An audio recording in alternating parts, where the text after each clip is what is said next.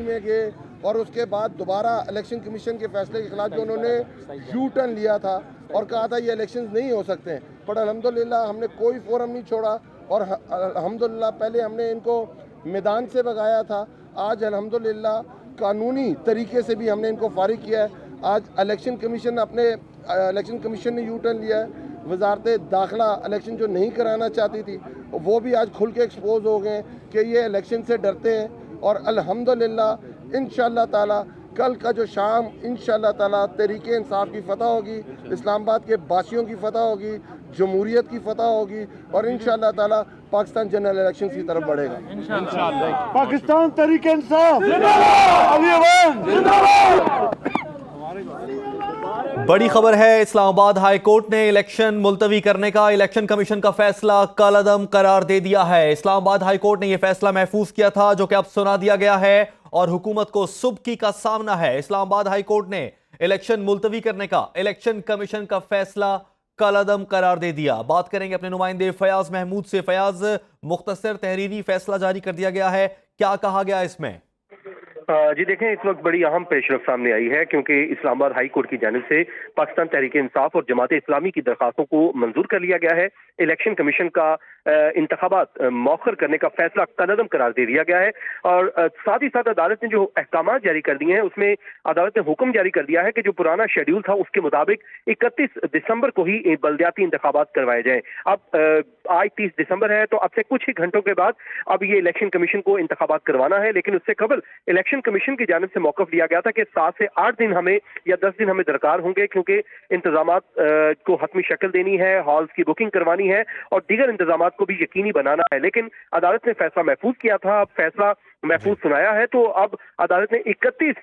दिसंबर तक के लिए फैसला सुना दिया। अब इस वक्त इलेक्शन कमीशन हुक्काम की आप यूं कह लीजिए कि दौड़ें लग गई हैं इस फैसले के आने के बाद। कोई भी ये एक्सपेक्ट नहीं कर रहा था कि इस्लामाबाद हाई कोर्ट आज ये फैसला सुनाने जा रही है। इलेक्शन कमीशन के हुक्काम यहाँ पर मौजूद थे, उनके भी ज़हन में यही था कि अगर फैसला आया तो हमें 8 से 10 दिन मिल जाएंगे, लेकिन इस वक्त जैसे ही ये फैसला अनाउंस हुआ इलेक्शन कमीशन हुक्काम की वो दौड़ें लगी, यहाँ से वो फौरी तौर पर इलेक्शन कमीशन रवाना हो गए हैं क्योंकि वक्त अब बिल्कुल कम रह गया है। और इस हवाले से जो हुकूमती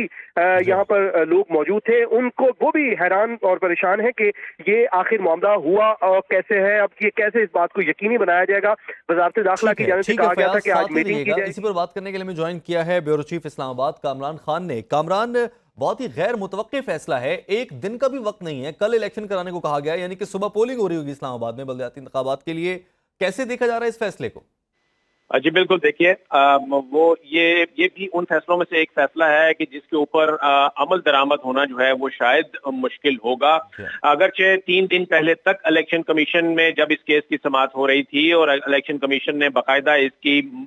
इसको पोस्टपोन करने का नोटिफिकेशन जारी नहीं किया था, ये फैसला नहीं किया था, उस वक्त तक तो इलेक्शन कमीशन तैयार था। लेकिन जब वफाकी हुकूमत की दरख्वास्त मानते हुए इलेक्शन कमीशन ने ये 31 दिसंबर वाले इलेक्शन जो है ये मौखर कर दिए थे, तो उसके बाद फिर ये हुआ कि जो दीगर पार्टीज थी यानी जमात इस्लामी और पाकिस्तान तहरीक इंसाफ, इन्होंने दोबारा इस्लामाबाद हाई कोर्ट से रुजू किया था और 2 दिन ये समाअत रही है इस्लामाबाद हाई कोर्ट में इस केस की। इलेक्शन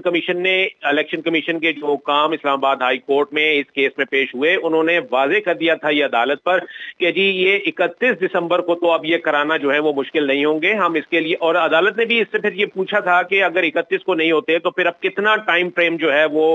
देना चाहिए स्टेक होल्डर्स को। तो यहां तक बात चल रही थी कि जी 4 महीने तक का जो है वो वक्त दिया जाएगा और 4 महीने के अंदर अंदर ये इंतखाबात जो है वो करवाए जाएंगे। लेकिन अब जो महफूज फैसला था जब वो आया है तो उसमें यह कह दिया गया है कि जी 31 दिसंबर यानी कल, यानी हम ये भी नहीं कह सकते कि ये 31 दिसंबर, बल्कि ये कहा जाएगा कि चंद घंटों के बाद जो है ये इलेक्शन कराने का हुक्म दिया गया है। तो इस हवाले से बहुत सी तैयारियां होती हैं इलेक्शन कमीशन में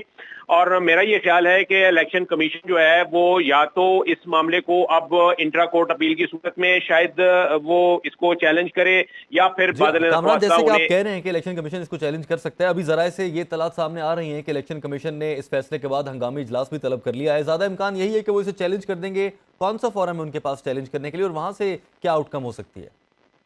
जी देखिए, जाहिर है इस्लामाबाद हाई कोर्ट का अगर फैसला है तो वो या तो इधर ही इस्लामाबाद हाई कोर्ट में ही एक इंट्रा कोर्ट अपील जो है वो दायर करेंगे, और ये अर्जेंट उनको दायर करनी होगी दरखास्त, क्योंकि कल के बाद अगर ये मामला होगा तो मामला जो है ये वो अपील जो है वो गैर मौसर हो जाएगी। इसके अलावा इनका कॉम्पिटेंट फोरम यह है कि ये जो एपेलेट फोरम है इनके सामने वो सुप्रीम कोर्ट है,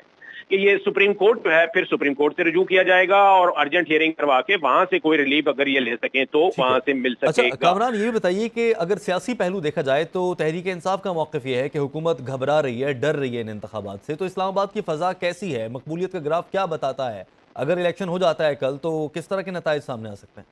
देखिए, इसमें तो ये तीसरी बार ऐसा हुआ है, कि ये बल्दियाती इलेक्शन इस्लामाबाद के मौके हुए हैं। इससे पहले जब ये रिजीम चेंज का मामला हो गया था तो जून में बाकायदा इलेक्शन कमीशन ने शेड्यूल जारी कर दिया था इलेक्शन करवाने का, लेकिन उस वक्त वफाकी हुकूमत ने ये किया कि इन यूनियन काउंसिल की तादाद जो है वो 50 से बढ़ाकर 101 कर दी थी। तो इस बुनियाद पर उन्होंने फिर मजीद इल्तवा मांग लिया कि जी अब नई जो यूनियन काउंसिल बनाई गई है इसमें दोबारा बंदियां होंगी, हल्का बंदियां होंगी, डिमार्केशन होगी, और उसके बाद फिर उन हल्का बंदियों की बुनियाद पर नए इलेक्शन जो है वो कराए जाएंगे। तो ये मामला टल गया था, 2 बार इस तरीके से हुआ, और अब ये तीसरी बार भी ऐसा ही हुआ था कि 31 दिसंबर के लिए शेड्यूल जो है वो अक्टूबर में जारी कर दिया गया था, और